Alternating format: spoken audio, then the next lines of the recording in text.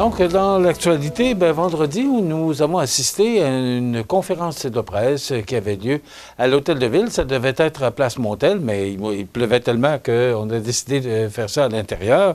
Alors, on a annoncé là, que cet événement festif, qui est la grand-messe, revenait le 19 juillet. Donc, bar, camion de rue, kiosque, scène musicale, tout sera mis en place pour créer une ambiance de fête sur la rue Saint-Jean-Baptiste pour satisfaire les dégustateurs avec plus de 40 sortes de bières de microbrasserie qui seront sur place pour l'occasion. Également, il y aura des tacos, des ailes de poulet, poutine, viande fumée, guédilles, bien d'autres produits, des camions de rue qui seront là pour satisfaire les plus gourmands. Il y aura le groupe Best Of qui sera là pour vous faire entendre les meilleurs succès des 50 dernières années. Il y aura des commerces de différents secteurs de la ville de Montmagny qui se joindront aux commerçants du centre-ville de Montmagny pour rendre encore plus grandiose cet événement. Alors, ils sont là les 18 et 19 juillet. Alors, une belle activité qui revient cette année, la grand-messe, le 19 juillet prochain. Également, il y a le magasin Coop de Montmagny, de Cap-Saint-Ignace et Coop La Paix de Saint-Jean-Port-Joli, qui sont au nombre des coopératives alimentaires du Québec à joindre la campagne Manger Coop, un mouvement visant à promouvoir l'achat coopératif en alimentation et à sensibiliser les consommateurs à l'importance des coopératives. Il réunit des épiceries Coop et des producteurs de Coop à travers le Québec. Alors, ça, c'est dans l'actualité locale et régionale.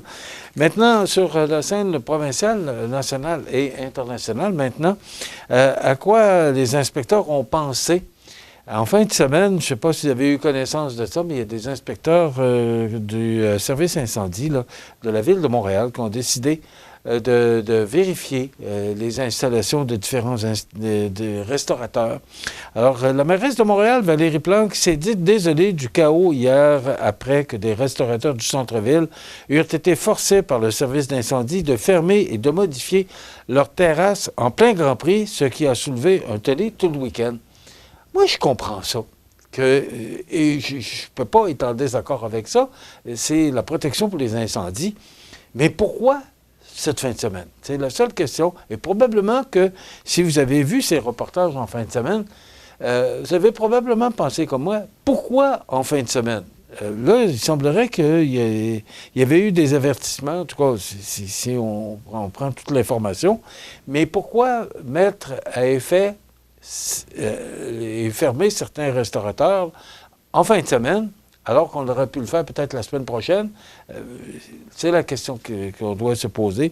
Et la mairesse qui se dit désolée, mais Mme Plante, qui est intervenue hier pour calmer les esprits un peu, parce que certains restaurateurs, parce qu'on parle une des plus grosses fins de semaine pour les restaurateurs. Alors, avec tout ce que les restaurateurs ont vécu avec la pandémie, puis tout, il me semble qu'il n'y avait pas besoin de ça, mais de toute façon, c'est sûr qu'on va faire le bilan aujourd'hui et on va voir de quelle façon on peut régler ça. Eh bien, M. Sabia, qui est le directeur, le PDG d'Hydro-Québec, qui recrute des cadres de chez McKinsey et Rio Tinto, entre autres, pour accélérer le développement des projets. Moi, je suis bien d'accord avec ça, sauf que c'est encore des salaires qu'on va payer et Hydro-Québec il fait moins de profit.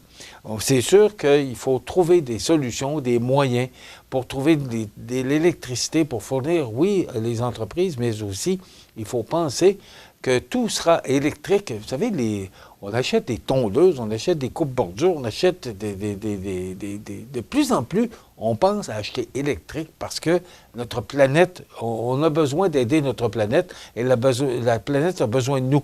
Mais il faudra avoir plus d'électricité. Et là, tout ce qu'on entend, c'est qu'on a de moins en moins d'électricité dans les prochaines années, alors qu'on aura de plus en plus de besoins. Alors, on engage du monde pour aider M. Sabia. J'ai hâte de voir comment tout ça va coûter encore. Je ne sais pas si vous vous souvenez, il y a quelques jours, je vous ai parlé d'un souper avec le ministre, le premier ministre de la France. Attendez un petit peu, comment il s'appelait? C'est ça, Gabriel